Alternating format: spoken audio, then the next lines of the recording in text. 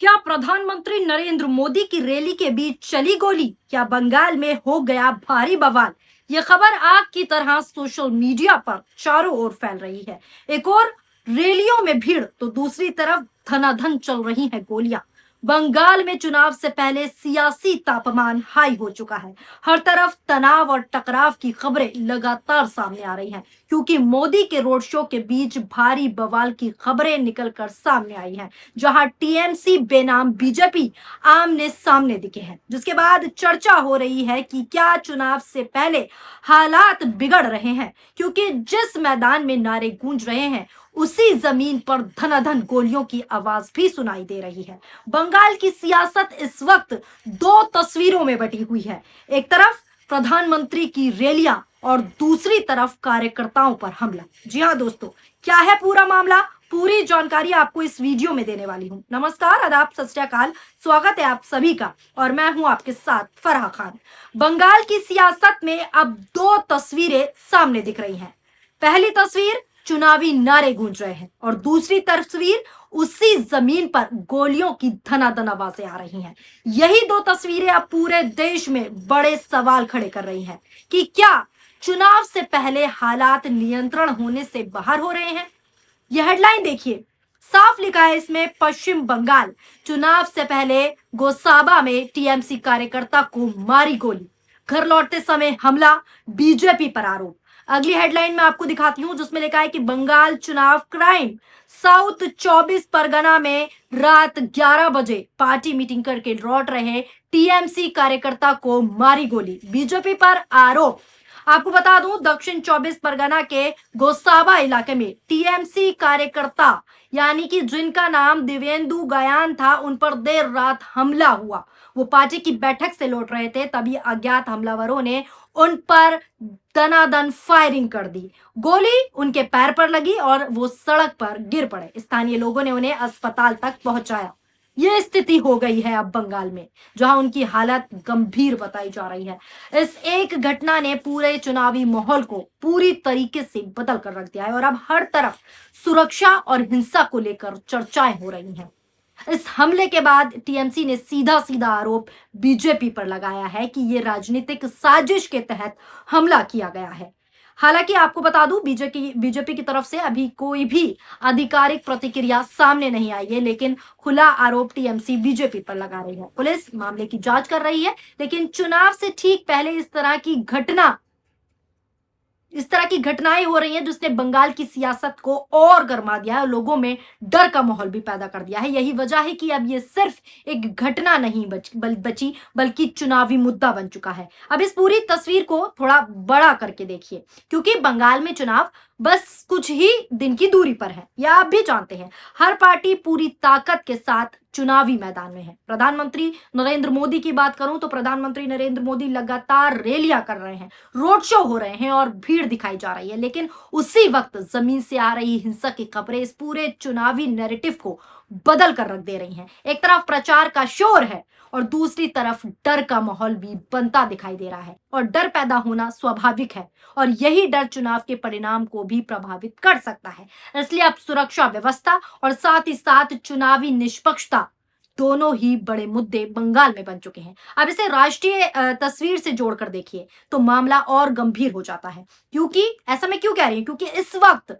मणिपुर में भी हालात बेहद खराब है, बेहद गंभीर है। प्रधानमंत्री नरेंद्र मोदी चुनावी रैलियों में बिजी हैं, जलमुरी खा रहे हैं, अपना प्रचार कर रहे हैं, जिसकी तस्वीरें मैं आपको स्क्रीन पर दिखा रही हूं, लेकिन दूसरी तरफ ये स्क्रीन पर देखिए मणिपुर कैसे चल रहा है। आपको बता दूं, 7 अप्रैल से अब तक 5 लोगों की मौत हो चुकी है मणिपुर में, जिसमें 2 मासूम बच्चे भी शामिल हैं, लेकिन अभी तक किसी भी हमलावर की गिरफ्तारी नहीं हो पाई है। लोग सड़कों पर उतरकर विरोध कर रहे हैं और सुरक्षा बलों के साथ झड़पें तक हो रही हैं। ये स्थिति बनी हुई है मणिपुर में, यानी एक तरफ चुनावी फोकस और दूसरी तरफ सुरक्षा संकट की खबरें सामने आ रही हैं। एक तरफ आप तस्वीर देख रहे हैं प्रधानमंत्री की रैली की और दूसरी तरफ तस्वीर देख रहे हैं मणिपुर चल रहा है। इस पूरे घटनाक्रम के बीच अब राजनीति जो है तेज हो गई है, राजनीतिक आरोप प्रत्यारोप भी तेज हो गए हैं। टीएमसी कह रही है कि बीजेपी डर का माहौल बना रही है, तो वहीं बीजेपी का आरोप है कि बंगाल में कानून व्यवस्था पूरी तरह फेल हो चुका है। दोनों तरफ से बयानबाजी तेज है, बयानबाजी जारी है और इसी बीच आम जनता खड़ी है जो सिर्फ शांतिपूर्व चुनाव चाहती है, लेकिन जमीन पर हालात उतने आसान नजर नहीं आ रहे, उतने सामान्य नजर नहीं आ रहे। इसके साथ ही बंगाल में भारी संख्या में केंद्रीय बलों की तैनाती भी चर्चा में है। बीएसएफ, सीआरपीएफ, सीआईएसएफ और आईटीबीपी के जवान हर जगह आपको बंगाल में नजर आते हुए नजर आ जाएंगे। इतनी बड़ी तैनाती ये दिखाती है कि चुनाव कितना संवेदनशील हो चुका है और यही वजह है कि हर छोटी घटना अब बड़ी खबर बन रही है और हर बयान सीधा जमीन पर असर कर रहा है। अब सबसे बड़ा सवाल दोस्तों यहाँ यही है कि क्या बंगाल में चुनाव शांतिपूर्ण तरीके से हो पाएंगे? क्या इस तरह की घटनाएं आगे भी जारी रहेंगी या सुरक्षा व्यवस्था हालात को संभाल पाएगी? ये सवाल चारों ओर गूंज रहे हैं, क्योंकि चुनाव सिर्फ वोट डालने का नाम नहीं होता। मैं बार बार कहती हूं कि किसी भी राज्य में सिर्फ चुनाव वोट डालने का नाम नहीं है, बल्कि उस माहौल का नाम होता है जिसमें लोग बिना डरे अपने अधिकार का इस्तेमाल कर सके। और फिलहाल बंगाल में यही सबसे बड़ी चुनौती बनती दिख रही है, क्योंकि बंगाल इस वक्त सिर्फ चुनावी राज्य नहीं है, बल्कि सियासी रणभूमि में बंगाल बन चुका है, जहां एक तरफ रैली का शोर है, जोरों शोरों से रैलियां हैं और दूसरी तरफ गोली की आवाज। ये तस्वीर देखिए, लोग क्या कुछ कह रहे हैं। लोगों का कहना है, ये ट्वीट देखिए, dear world, this is Manipur today at 10 PM 18 April, we are facing war-like situation since 2023 and international community and India failed to address the Manipur crisis. Over 200 people killed, over 60,000 people lost their homes. Manipur deserve justice now. ये लोगों का कहना है। लोग बता रहे हैं कि ये तस्वीर मणिपुर की है। ये तस्वीर रात 10 बजे का दृश्य है। हम 2023 से ही युद्ध जैसी स्थिति का सामना कर रहे हैं। अंतर्राष्ट्रीय समुदाय और भारत मणिपुर संकट को सुलझाने में विफल रहे हैं। 200 से अधिक लोग मारे गए हैं, ये लोग बता रहे हैं। 60,000 से अधिक लोग बेघर हो गए हैं। मणिपुर को अब न्याय मिलना चाहिए, ये लोग कह रहे हैं। एक और तस्वीर आपको दिखाती हूं, इसमें क्या कुछ लिखा है देखिए। तस्वीरें भी हैं और ट्वीट भी है। This is not Iran, this is not Iraq, this is not Lebanon, this is Manipur. Gunshots, bombs, smokes, vandalism and arson are happening live while the Prime Minister is busy eating jalmuri and doing photo shoots. लोग बता रहे हैं कि ये Iran नहीं है, ये Iraq नहीं है, ये लेबनन नहीं है, ये जलता हुआ मणिपुर है जहां पर गोलियां चल रही हैं, बम धमाके हो रहे हैं, धुआं धुआं हो रहा है, तोड़फोड़ हो रही है और आगजनी की तस्वीरें, घटनाएं सामने आ रही हैं। जबकि प्रधानमंत्री जलमुड़ी खाने में बिजी हैं और फोटो शूट कराने में पूरी तरीके से व्यस्त हैं। आपको मैं वो वीडियो भी दिखाती हूँ जिसमें जलमुड़ी खाते हुए प्रधानमंत्री नरेंद्र मोदी बड़े घूम के प्रचार कर रहे हैं और दूसरी तरफ मणिपुर चल रहा है। नरेंद्र मोदी की ये वीडियो देखिए। भाई हमें अपना जालमुली खिलाओ। हाँ, कितने का होता है आपका जालमुली? आप कितने का? नहीं, अच्छे वाला कितने का होता है? 10-20। हाँ, जो भी है बना दो। हाँ, हम थोड़ी खाएंगे। हाँ हाँ, खाएंगे, बिल्कुल खाएंगे। तो कितना, 10 रुपए देना है? दुकान में आए सर। हाँ, 10 रुपए देना है। नहीं भाई, ऐसा नहीं। हाँ हाँ, आप प्याज खाते हैं,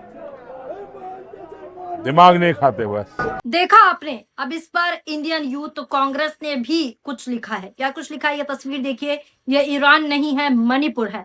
प्रधानमंत्री जी, आपकी जिम्मेदारी जलमुड़ी खाना नहीं, बल्कि इस जलते हुए घरों को बचाना है, मरते हुए लोगों की जिंदगी बचाना है।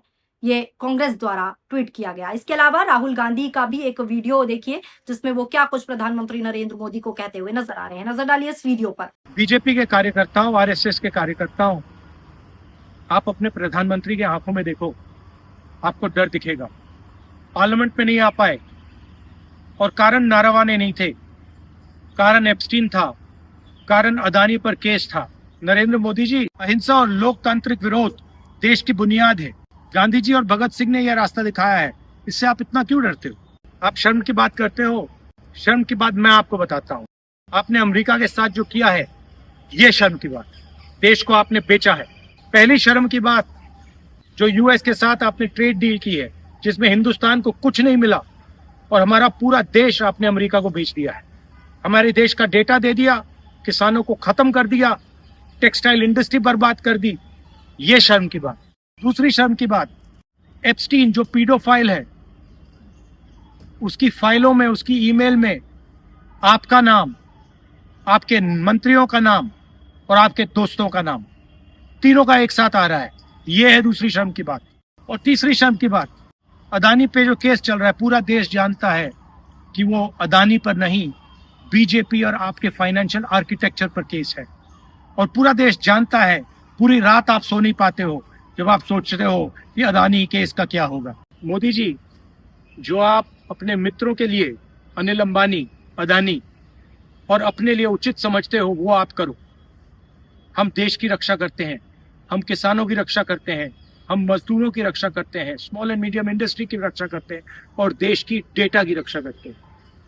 हम संविधान के लिए लड़ रहे हैं। कांग्रेस पार्टी के बब्बर शेरों, कार्यकर्ताओं, आपको डरना नहीं है, एक कदम पीछे हटना नहीं है। अब नजर दोस्तों इस बात पर है कि आने वाले दिनों में हालात सुधरते हैं या और बिगड़ते हैं, क्योंकि लोकतंत्र की असली ताकत उसी दिन साबित होती है जब आम जनता बिना डर के वोट डाल सके। और वही तस्वीर अब पूरे देश को देखनी है कि आगे क्या कुछ होने वाला है। फिलहाल प्रधानमंत्री नरेंद्र मोदी बिजी हैं और धरातल पर क्या हो रहा है वो तस्वीर हमने आपको दिखाई। आपकी इस खबर को लेकर क्या राय है, नीचे कमेंट बॉक्स में अपनी प्रतिक्रिया जरूर दीजिएगा। शुक्रिया, धन्यवाद, नमस्कार, जय हिंद, जय भारत।